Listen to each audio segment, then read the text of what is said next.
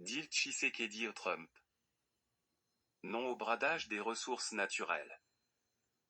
La RDC n'est pas un patrimoine de la famille Tshisekedi.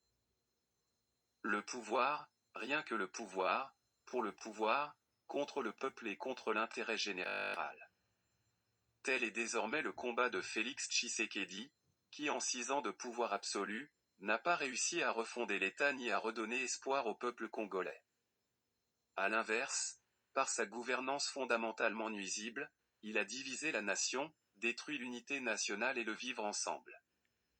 Face à ce péril qui menace plusieurs générations, nous invitons les Congolaises et Congolais de tous bords à se lever et à s'opposer à la mise aux enchères de l'avenir du pays par un autocrate qui n'a que faire de l'intérêt général. Pour parvenir à ses fins, le président Tshisekedi semble prêt à tout, y compris à marchander par des accords obscurs, la survie de son pouvoir avec l'administration Trump par le troc des ressources naturelles tant convoitées de la RDC. Il voudrait ainsi, à l'instar de Mobutu dans les années sombres de la guerre froide, devenir le nouvel agent américain, le nègre de maison prêt à tout céder à Trump pour qu'il puisse l'aider à s'éterniser au pouvoir fût-il en violation des lois de la République. Nous nous opposons à une telle démarche qui compromet l'avenir de plusieurs générations. L'homme passe, la RDC restera. C'est dans cet objectif que des officiels congolais mandatés par lui arpentent les allées de l'administration américaine dans l'espoir d'être reçus par les plus proches collaborateurs de Donald Trump. Pendant que nos vaillants soldats des FARC peinent au front, des millions de dollars sont ainsi gaspillés et versés aux officines opérant sous couvert d'agences de lobbying.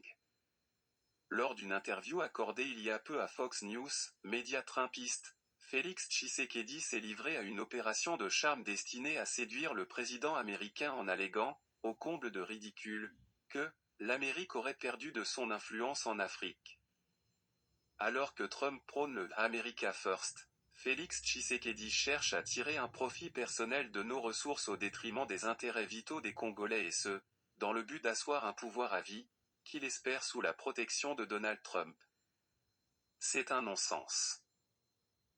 Les négociations révélées récemment entre Tshisekedi et les États-Unis soulèvent des inquiétudes quant à la transparence et à l'éthique des présumés accords.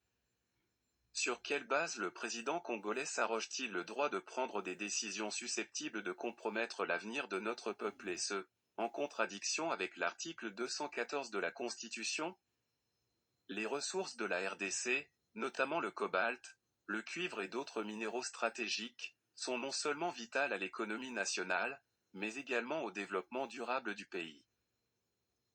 Après avoir annihilé sa majorité factice, le président Tshisekedi espère ainsi sans coup férir, faire plier le Parlement dont les deux présidents sont dorénavant confinés dans un simple rôle de figurant. Si elle se concrétisait, cette démarche aurait des conséquences désastreuses. Le bradage des ressources naturelles risque non seulement d'entraîner la désagrégation de l'économie de notre pays, mais aussi de priver les générations futures des richesses nécessaires à la prospérité. Il est urgent que la société civile, les médias et la classe politique se mobilisent pour contrer ces enchères dictées par la seule volonté d'un homme de s'asservir à la merci de Donald Trump dont il cherche désespérément le soutien en troquant nos ressources naturelles. La RDC mérite un leadership qui place l'intérêt de son peuple au-dessus des ambitions personnelles. Elle a besoin d'un débat public ouvert sur la gestion de ses ressources, afin de garantir l'adéquation des décisions prises aujourd'hui avec l'avenir de son peuple. Déclaration signée par l'UBEA Claude André, Setkikuni Masudi, Jean-Jacques Lumumba et Bienvenu Matumo.